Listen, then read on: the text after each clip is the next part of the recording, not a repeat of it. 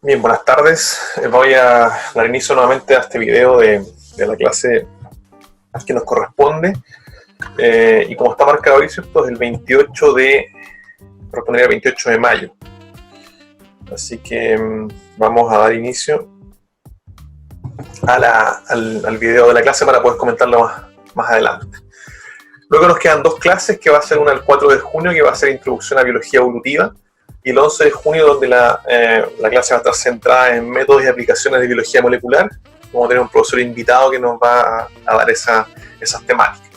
Recuerden que ya está en campus virtual, ¿cierto? Dos tareas pequeñas, cortas, que les he asignado. La primera tiene que ver con este video corto que tienen que ustedes producir, en donde tienen que argumentar sobre las preguntas en ecología. Esto es para el 22 de mayo, que debe ser entregado. Y la segunda tarea es este ensayo corto escrito acerca de regla de ensambles en ecología comunitaria, con fecha de entrega el 29 de mayo.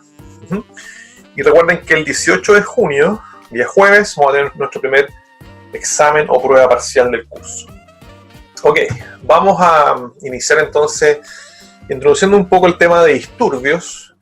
Yo no voy a andar mucho en teoría de disturbios, sino que voy a ser mucho más práctico y voy a usar el fuego o los disturbios causados por el fuego como modelo de estudio, ¿cierto? Donde vamos a ir viendo impactos, ¿cierto? sobre las comunidades ecológicas. Personalmente, yo creo que es re importante, ¿cierto? Entender, tener la comprensión más o menos, ¿cierto? acabada de cómo ¿cierto? los ecosistemas naturales responden a distintos regímenes de perturbación en un mundo que es cambiante. Algunos ejemplos que se ilustran en las fotos de ahí tienen que ver con la deforestación, con el cambio de uso del suelo, el sobrepastoreo, la sobreexplotación de recursos naturales directamente, incendios forestales a gran escala y la invasión de especies exóticas. Este paper es de Osvaldo Sala, el año 2000, fue publicado en Science, es decir, 20 años atrás.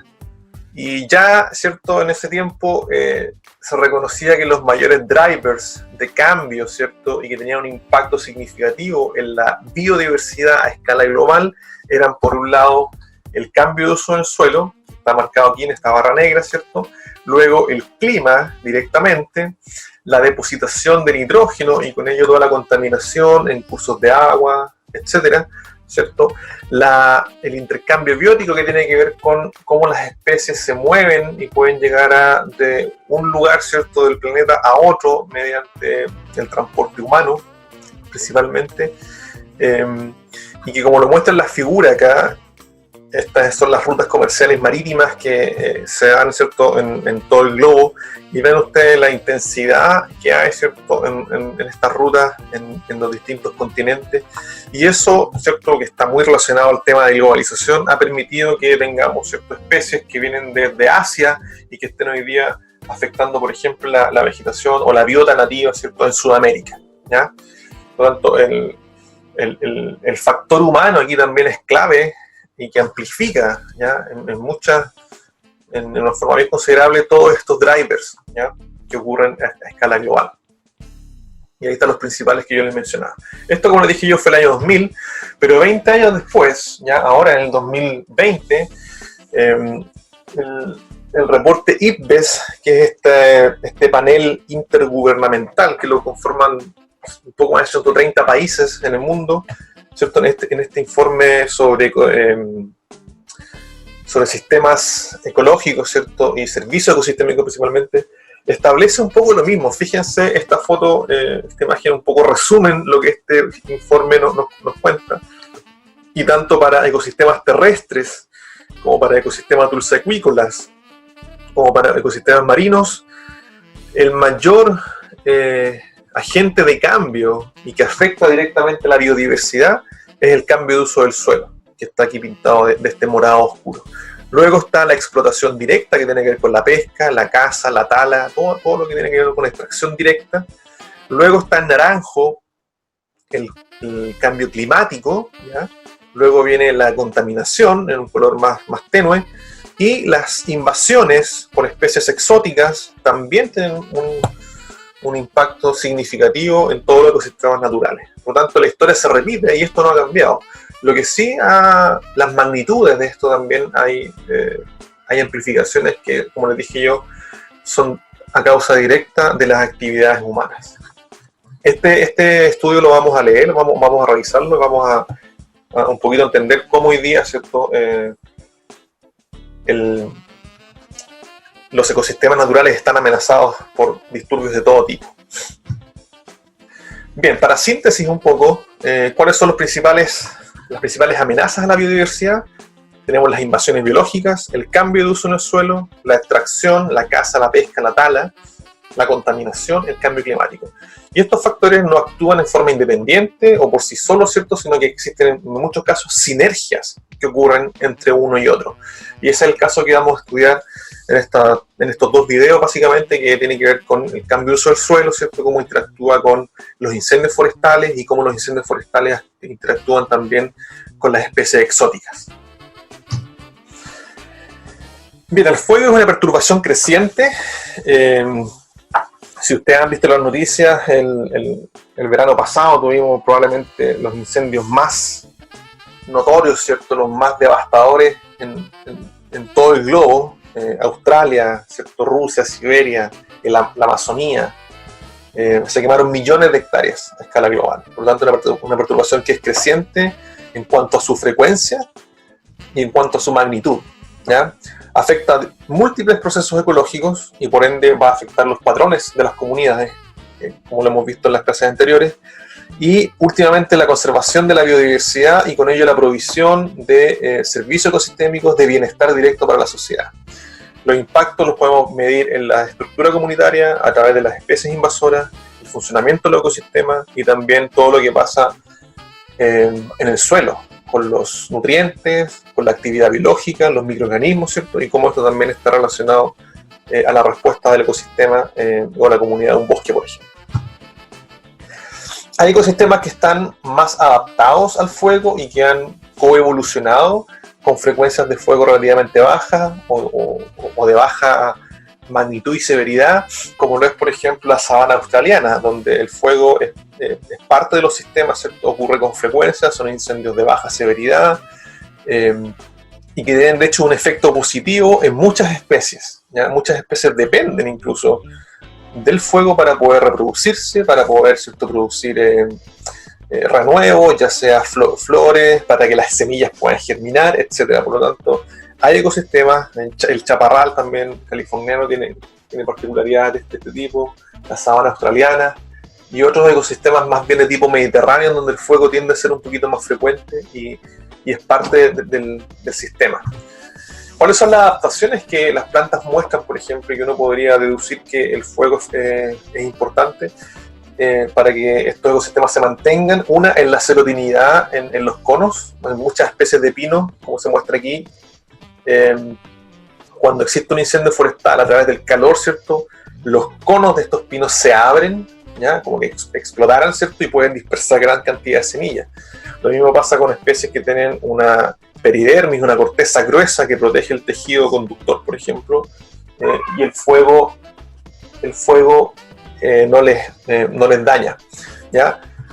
Pasa con la germinación, ¿ya? Hay especies que tienen bancos de semilla persistentes en el suelo y una vez que ocurren los incendios, esa temperatura alta estimula una alta germinación, como se muestra en la fotografía aquí. Esto es en Chile central, con la especie retamilla, que después de un incendio forestal, ¿cierto? El banco de semillas emerge, pero con mucha vigorosidad, y genera obviamente una homogenización del paisaje, por ejemplo. Está todo lo que es el rebrote y la floración de especies después del fuego y también, como les mencioné anteriormente, la apertura de los frutos para poder dispersar las semillas en el caso de Banksia speciosa en Australia. Ahora, hay sistemas que no están adaptados al fuego o que el fuego no ha sido parte de su evolución, ¿cierto? Como lo son los desiertos. Aquí les voy a mostrar dos ejemplos de los desiertos de Norteamérica. Uno es el desierto de Mojave en California y el desierto de Sonora en Arizona, donde la vegetación y en general estos ecosistemas no están adaptados al fuego, ¿ya? están dominados por este arbusto, como se muestra en la imagen aquí, que está se distribuye en forma más o menos aleatoria, ocupa grandes extensiones de las zonas más bajas. Se llama Larrea tridentata. El creosote es un arbusto perenne y considerado un ingeniero ecosistémico. Ya genera esta isla de fertilidad. Si se acuerdan, en la clase anterior nosotros hablamos de esto, donde bajo el dosel de estos arbustos tenía una mayor cantidad de nutrientes, mayor humedad, ¿cierto? Refugio, etcétera. Por lo tanto, una mayor diversidad vegetal de plantas puede estar en esta área, ¿cierto? Bajo el dosel o en las inmediaciones directas. Bueno, ¿qué pasa con este sistema? Como les mencionaba yo, es un sistema no adaptado al fuego, y cuando pensamos en un sistema original, ya, o como lo solía hacer hace cientos de años atrás, teníamos estas islas de fertilidad, estos montículos, ¿cierto? Donde estaba el arbusto y las especies menores, ¿cierto? Herbáceas por lo general, se asociaban en las inmediaciones directas de este arbusto. Y en el espacio entre los arbustos no había vegetación, ¿ya? Porque es una zona donde hay pocos nutrientes, está expuesta directamente al sol, obviamente muy poca humedad, hay mayor viento también, hay otro tipo de perturbaciones en el microhábitat, por lo tanto es una zona que típicamente no estaba, ¿cierto? Con vegetación, y era una especie de cortafuego, ¿ya? Era un espacio que no tenía combustible finalmente, porque no había nada, solamente rocas, arena o piedras, ¿cierto? Entonces el fuego no podía existir o no podía avanzar. De hecho, si se quemaba un arbusto, se quemaba localmente, ¿ya? Y el fuego no avanzaba más allá. Bueno, ¿qué pasó? Ingresaron muchas especies exóticas con el pastoreo, por ejemplo. Se empezó a poblar estos desiertos con especies exóticas invasoras anuales, típicamente pastos, gramíneas, algunas especies importantes del género Bromus.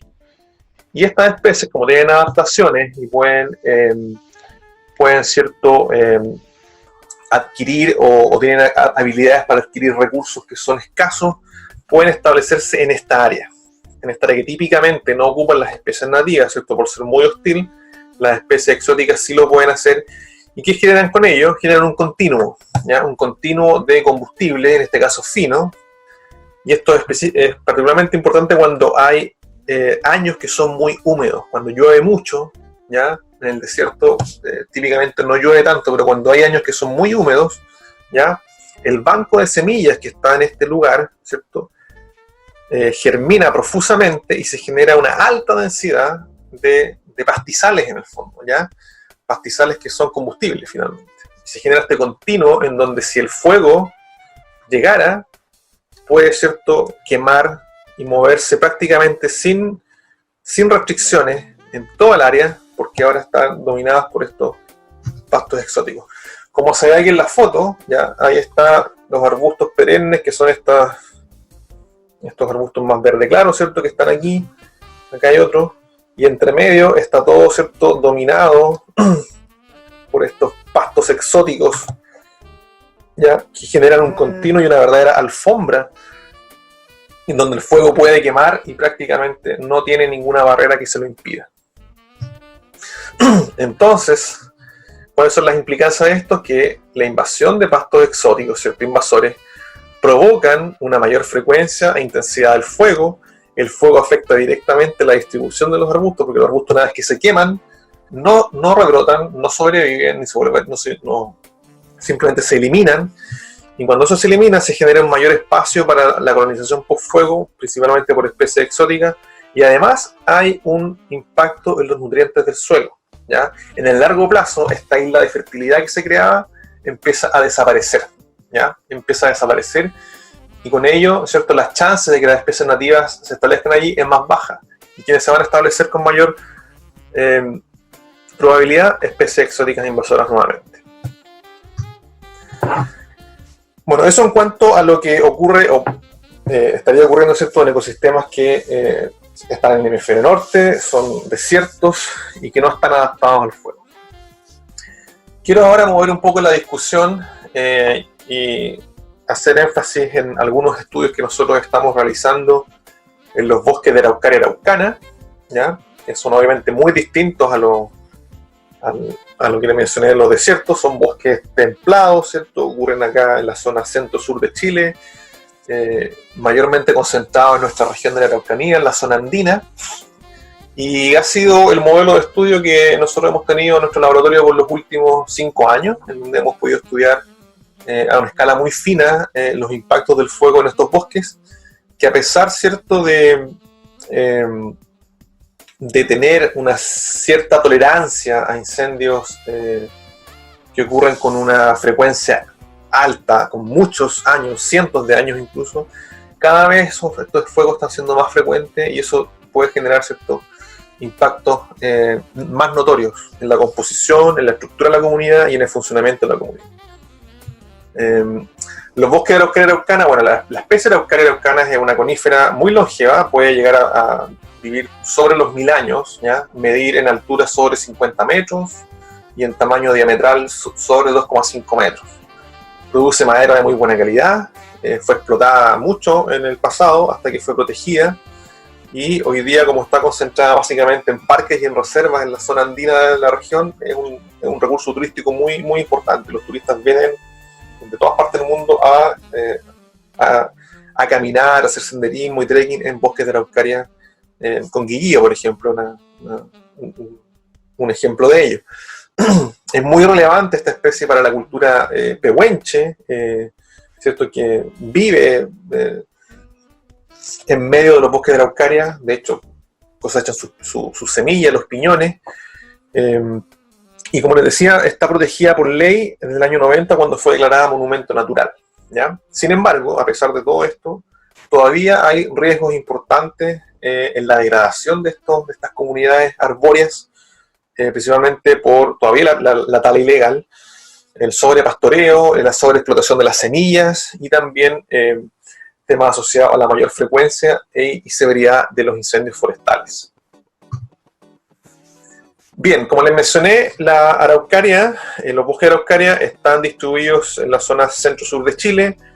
En su mayoría ocupan la región andina, ya de la región de la Araucanía, como se ve aquí en la imagen, ¿ya? Y una porción menor también está en la zona argentina, en el lado argentino de los Andes, ¿ya?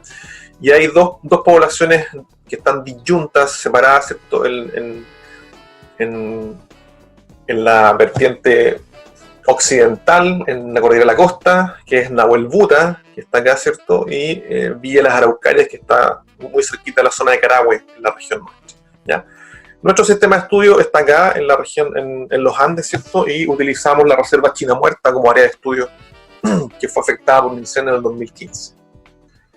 Hablemos un poquito del fuego, el régimen de fuego o cómo el fuego se comporta. Nosotros tenemos, por ejemplo, que los modelos climáticos nos muestran que las temperaturas están siendo cada vez más cálidas, ¿ya? Vamos a tener un incremento entre 2 y 4 grados de temperatura media anual para el centro-sur de Chile de aquí al 2100, ¿ya?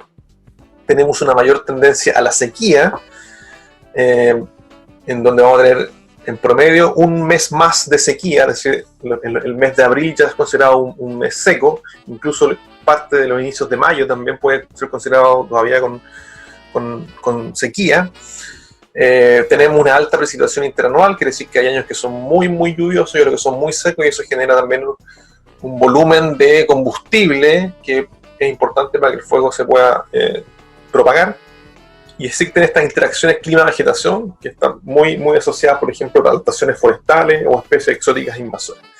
Y las actividades humanas, que son las principales causantes de la ignición, o sea, cómo los incendios parten. El 99% de los incendios en Chile son causados por causa humana, ya sea en forma indirecta, por accidente, por negligencia o también en forma intencionada, ¿ya? Por lo tanto, este triángulo, ¿cierto?, para que se genere el fuego es muy importante. El clima es relevante, la vegetación y el hombre, a través de las igniciones. Veamos un poco los regímenes de fuego históricos que han ocurrido en el sur de Chile. Acá en el panel superior tenemos bosques de Chiloé que fueron estudiados mediante dendrocronología, es decir, son estudios que se hacen en los anillos de los árboles, donde se pueden fechar eventos de fuego dadas las cicatrices que los incendios dejan en los anillos de los árboles, ¿ya? Esto se hizo para Chiloé y para la región de Aysén. Y fíjense ustedes, desde el año 1500 en adelante, Cada barrita o línea, ¿cierto? Vertical corresponde a un evento de fuego fechado a través de estos estudios de los anillos de los árboles. Y fíjense cómo desde el año 1850 a principios del 1900 en adelante, la frecuencia, ¿cierto?, de incendios, tanto para bosques en Chiloé como para bosques en la región de Aysén, es mucho más alta. En los últimos 50, 70 años ya está concentrada la mayor frecuencia de incendios para estos dos tipos de bosques. Ahora, cuando miramos bosques de Araucaria, particularmente, ¿cierto? Este estudio es de Mauro González, en el año 2005, estudió mediante el mismo método de dendrocronología, estudiando los anillos de los árboles de Araucaria, en la zona de Tolhuaca y Villarrica, en Parque Villarrica. Encontró también que a partir de fines del 1800 en adelante, ¿cierto?, la frecuencia, ¿ya?, de eventos de fuego a través del estudio dendrocronológico en Araucaria es mucho mayor comparada al pasado, ¿ya? Y esto coincide con la colonización euro-chilena, ¿cierto?, en las áreas de la Araucanía, en donde el fuego fue una herramienta sumamente usada para desmontar las montañas, ¿cierto?, para que el bosque, para sacar el bosque finalmente y habilitar todas esas tierras como áreas de pastoreo o para la agricultura. Por lo tanto, y de ahí el fuego prácticamente se ha quedado y ha sido cada vez más frecuente, al punto que hoy día tenemos incendios que son de tipo intencional, muchos de ellos. Y los datos históricos para nuestra región, fíjense acá, esto es solamente en la Araucanía hasta el año 2015, en línea roja tenemos la cantidad de incendios o activos que han habido por temporada. Fíjense, la línea es creciente, si ustedes se fijan, en el año 2015 tuvimos prácticamente 1.500 incendios solamente en la región y se quemaron 46.000 hectáreas, ¿ya? Y acá tenemos el registro histórico de hectáreas quemadas en Chile, y fíjense que el último gran, ¿cierto?, registro fue el año 2017, cuando se quemó prácticamente 600.000 hectáreas en la zona central de Chile. Afortunadamente no tanto en la región nuestra, pero sí, acuérdense, la séptima región, la sexta región, Valparaíso, Santa Olga, ya 613.000 hectáreas registradas para esa fecha. Yo les mencioné que el área de estudio que nosotros hemos estado monitoreando ya desde el 2015 en adelante es la Reserva Nacional China Muerta, que está ubicada muy cerquita del Parque Conguillío, que fue afectada por un incendio en el 2015, en marzo-abril. Esa foto corresponde a la reserva un año después del incendio. Esto fue tomado en enero, febrero del 2016, ¿ya? Y así se veía el bosque luego del incendio. Entonces nosotros tuvimos la suerte de poder establecer desde el año 1 después del fuego un sistema de monitoreo con parcelas permanentes, en donde monitoreamos toda la comunidad vegetal, ¿ya? Y nos interesaba particularmente estudiar la riqueza de especies, la diversidad, ¿cierto?, y la composición, es decir, qué especies eran las que podían recuperarse después del incendio, y con qué frecuencia y con qué abundancia. Entonces, la primera pregunta que teníamos era saber cómo la riqueza de especies en la comunidad vegetal, contando todas las especies, no solamente las especies arbóreas ni las arbustivas, sino que todas las especies herbáceas, cómo esa riqueza de especies cambiaba en el tiempo. Y los datos que tenemos, dado 3 años de estudio, aquí tenemos la riqueza, ¿cierto? Y acá tenemos el año 1 después del fuego, el año 2 y el año 3. En color amarillo están las zonas que fueron quemadas con media severidad, en naranja en amarillo con baja severidad, en naranja con media severidad, y color rojo son las zonas que fueron muy muy afectadas con alta severidad. Y esta línea punteada que está aquí corresponde a la riqueza media encontrada en bosques que no se quemaron, ¿ya? Y que sirven como una especie de control. Entonces fíjense que al año 1 tuvimos prácticamente un 50% de disminución de la riqueza de especies en las zonas de media y alta severidad, ya respecto del control. Aquí teníamos un promedio de 15 especies y aquí teníamos 31. Pero a medida que el tiempo pasa, ya al año 2 esto va aumentando, ¿cierto? Tenemos una mayor riqueza, y el año 3 las zonas de media severidad están muy muy cerquita de recuperar, ¿cierto?, el número de especies y parecerse o llegar a las áreas de no quemadas, ¿ya? Para las zonas de alta severidad en rojo aún le falta un poco, ¿ya? El delta es mayor, el impacto del fuego fue mayor, por lo tanto la recuperación se espera que sea un poco más lenta también. Sin embargo, fíjense que las zonas de baja severidad, que está acá en amarillo, en los 3 años de estudio presentaron una mayor riqueza de especies. Y esto tiene que ver con ese número más alto de especies corresponden a exóticas invasoras, ¿ya?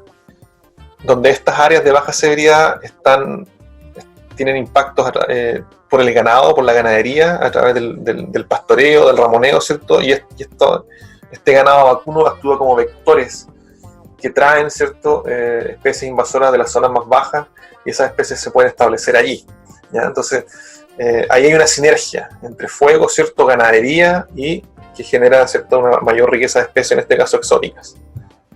Ahora, desde el punto de vista de la composición, después del fuego, este es un plot de ordenamiento, y tenemos una tendencia hacia una mayor similitud florística con el bosque no quemado. Acá en verde están representadas las parcelas que están en el bosque no quemado, y fíjense que las flechas para las áreas de alta severidad en rojo y media severidad en naranjo, las flechas se orientan, ¿cierto? Van como confluyendo hacia este cuadrante donde están los bosques que no se quemaron. Entonces lo que nosotros esperamos es que la composición, ¿cierto?, se asemeje cada vez más al bosque no quemado conforme va pasando el tiempo. Si es que claramente no hay otros disturbios grandes, no hay otros incendios o otras perturbaciones que afecten esta recuperación en el tiempo. Además de estudiar la vegetación, nosotros estudiamos el suelo, y las preguntas fueron básicamente en temas de microorganismos, cómo afectaba el fuego a los microorganismos del suelo, bacterias y hongos, y encontramos que esto es al año 1 después del fuego. Las zonas que habían sido quemadas, afectadas por el incendio, tenían significativamente mayor, ¿cierto?, abundancia de bacterias y hongos en comparación a las áreas que no se quemaron. Entonces el fuego al año 1, o sea, en el corto plazo, afectó positivamente el suelo en términos de sus microorganismos, tanto de bacterias como de hongos. Y eso está directamente relacionado con lo que pasaba también con los nutrientes. En el corto plazo, nosotros también estudiamos varios nutrientes, entre ellos los más importantes para las plantas, que son nitrógeno, fósforo y potasio, y encontramos también que las zonas que fueron afectadas por fuego, que estaban quemadas, tuvieron, ¿cierto?, una mayor, ¿cierto?, concentración de nitrógeno, fósforo y potasio en comparación a las áreas que no se quemaron. La materia orgánica se mantuvo más o menos similar y no hubieron cambios, pero sí tuvimos más fósforo, más nitrógeno, más potasio en las áreas quemadas respecto de las áreas no quemadas, esto a un año después del incendio. ¿Sí? Lo que está directamente relacionado con los microorganismos, porque si tenemos mayor cantidad de microorganismos en el suelo, tenemos mayor actividad biológica en el suelo, hay mayor ciclaje de nutrientes, por lo tanto se espera también que esos nutrientes puedan beneficiar la vegetación, la recuperación de la vegetación, y como lo vimos en los datos de vegetación, tenemos mayor riqueza de especies en el tiempo, post-fuego, ¿cierto?, con mayores abundancias, y pensamos que ese input positivo de nutrientes ayuda a que las plantas puedan recuperarse más rápidamente en los primeros estadios después del fuego. Ahora, ¿qué pasa en el largo plazo? En el largo plazo hay un cambio que es bien notorio. Aquí tenemos, ¿cierto?, el gradiente de severidad del fuego que va desde baja severidad hasta alta severidad, y aquí tenemos, ¿cierto?, el nitrógeno. Y fíjense que el nitrógeno en el tiempo se genera una disminución que es mucho más marcada en las áreas de alta severidad, donde en términos netos, ya en el tiempo, esto en los 3 años de estudio, tenemos una pérdida, ¿cierto?, cercana a 10 o 11 miligramos, en este caso de nitrógeno por kilogramo de suelo seco, en estas áreas de alta severidad. Lo que está relacionado probablemente con que las plantas están, por un lado, capturando, ¿cierto?, y absorbiendo más nitrógeno, producto que se está recuperando más. Cada vez hay más plantas que están creciendo más y están demandando más nitrógeno, y en las áreas de alta severidad, ¿cierto?, esa recuperación tiende a ser un poco mayor y más rápida, ¿ya? Por lo tanto, pueden disminuir la cantidad de nitrógeno en el suelo. O también puede estar relacionado a que las áreas que fueron quemadas con mayor severidad aún presentan cierto suelo que está desnudo, que está expuesto a la erosión, ya sea por viento o por lluvia, y eso hace que el suelo también se vaya lavando, los nutrientes que son solubles, en el caso del nitrógeno, por ejemplo, también se vaya perdiendo, ¿sí? Pero el fósforo, por ejemplo, les muestro aquí un poco más el contraste. El fósforo es sumamente estable, ¿ya? Sabemos que el fósforo es inmóvil, ¿cierto? Es insoluble, por lo tanto se tiende a mantener más estable, y nuestro estudio también así lo demuestra, en donde incluso podríamos argumentar que hay una acumulación, aunque sea marginal, ¿cierto?, de fósforo en las zonas que tienen mayor, o que fueron afectadas con mayor severidad de fuego. Esto no es significativo, pero es una tendencia que se observa. Pero si uno observa el gráfico completo, en general el fósforo es bastante estable, ¿ya? Y en el tiempo no hay cambios, no son cambios tan significativos.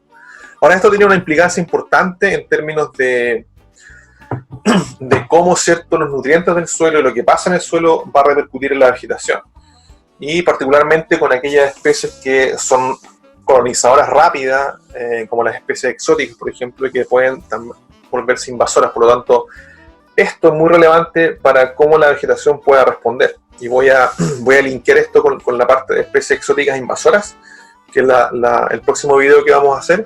Voy a dejar hasta acá el estudio de impactos del fuego en el suelo, para después pasar a revisar lo que son las especies exóticas.